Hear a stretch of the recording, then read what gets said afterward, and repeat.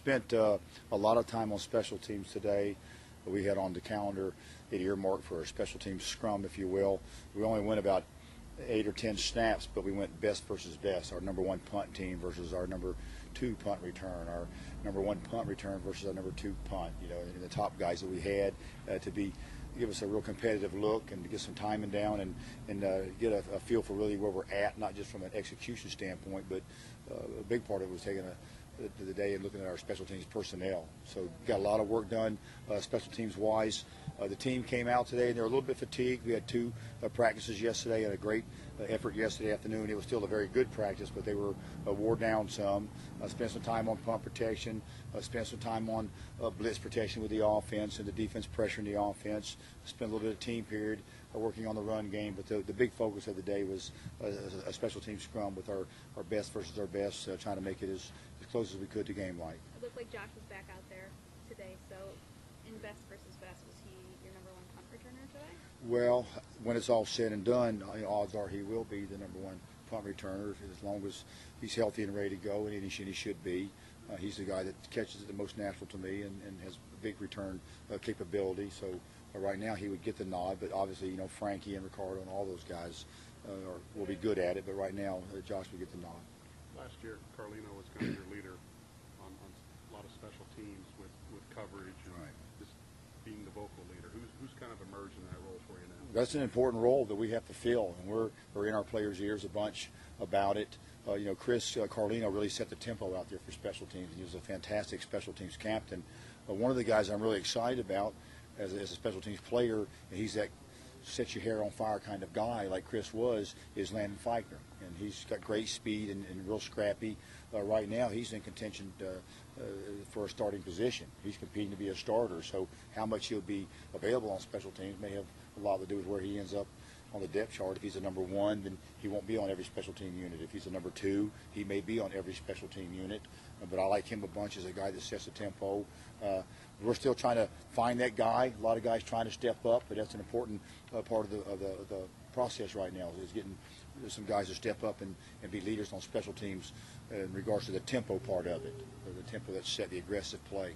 You feel like you got the potential for more of those guys? I hope so. Over the course of the years with recruiting and things like that? I hope so. I think we have a lot of speed to put on our special teams, a lot of guys that want to get on the field, and that's an important part of it. So we should. I think we're further ahead, the special teams wise, right now than we were last year at this time, and I thought last year we were way ahead compared to any camp that I've been through. So I like where we're at special teams wise. Our specialists coming through is obviously a big part of it. I really like what I'm seeing from the young punter, kickoff man, Thomas Meadows. He's doing a great job with the kickoff duties right now, and right now he's probably kicking the ball off as well as anybody we've had around here in the last couple of years. So that's encouraging because I didn't know who was going to fill that role. And then Cody's kicking the ball well, along with Thomas Meadows. And then there's real heated competition right now for the field goal spot. You know, whether or not it'll be the freshman Paul Griggs or Sam McCarthy from right here in town, the time will tell. But there's some real competition at that spot. But a big day special teams wise, I like where we're at. We're way ahead. Just understanding the concepts, their techniques. Playing Eastern Kentucky is going to be good for us special teams wise because they do more, a variety of things in special teams, probably more than the rest of our opponents altogether may have in their arsenal. So there'll be a lot to get ready for, and that's going to help our football team.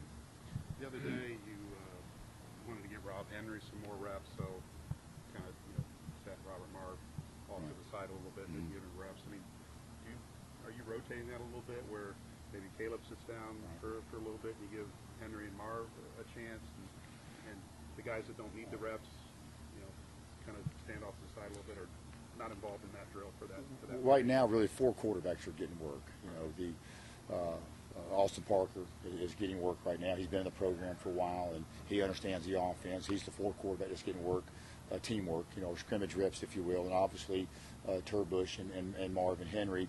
Sometimes we rotate them so that they can get their reps and work, and sometimes we're rotating them for a recovery purpose. Rob Henry's in the same boat Robert Marv was in a year ago, where even though he's been cleared, he works hard and it gets sore, and you have to manage it some. So there's some days that Rob Henry is more available than others. Caleb Turbush has really done well the last 2 or 3 practices. He threw the ball exceptionally well yesterday. Had a lot of big league throws.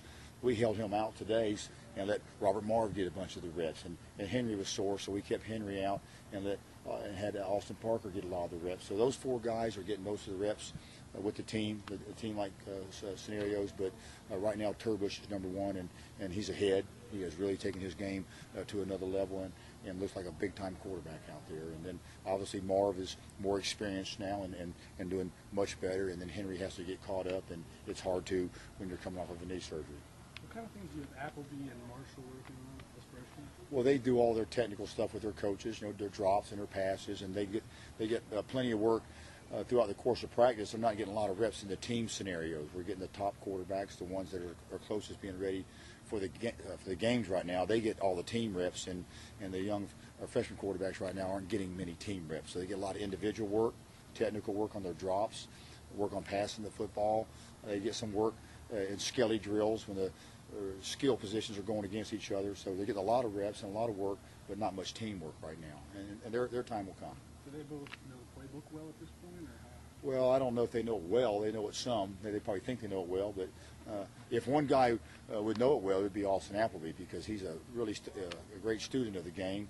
I really admire him and some of the other young quarterbacks, because they'll stick around at nighttime after we get done with our meetings about 10 o'clock. And usually I'm in my office and the cell phone's ringing with recruits calling, and then I'll pack up about 11 or between 10:30 and 11 and start heading home. And a lot of times those guys are still in the office watching extra film on their own. So I really admire Austin Appleby. He seems to be the one that kind of heads up that impromptu meeting, but I'm not surprised that's the kind of guy that he is. Last year, Raheem, I don't know about people, they not know what he's done, but I would imagine this year he'll be a focus, especially on kickoff. How can you ensure that he's going to be able to have kind of the similar success, being more targeted this year? Well, obviously he can fit into the offense at any skill position, and this time last year as a true freshman trying to just find his way back and forth to the dorm. Now he knows a lot more about the program and the offense. He's much more comfortable now and at ease, so we can utilize him as an offensive player in the backfield or out on the perimeter as a receiver, and he's a go-to guy. He's a special player for us. And then they'll have to make a decision, the opponents will, whether or not they're going to kick a short kick and allow us to field it and possibly gain great field position, or they want to kick it deep enough for that motion return. So we're going to be okay either way, regardless whether they kick it to Raheem or not. If they don't kick it to Raheem, odds are it's going to be a short kick and we'll get good field position. If they kick it to Raheem, odds are we'll get a good return and we'll have good field position. So we have to be smart, decision-making wise. We're spending a lot of time on special teams, and the new rules, they present some challenges. So we'll get a lot of reps at it and hope that we'll be ready when game day gets here. I'm sure we will.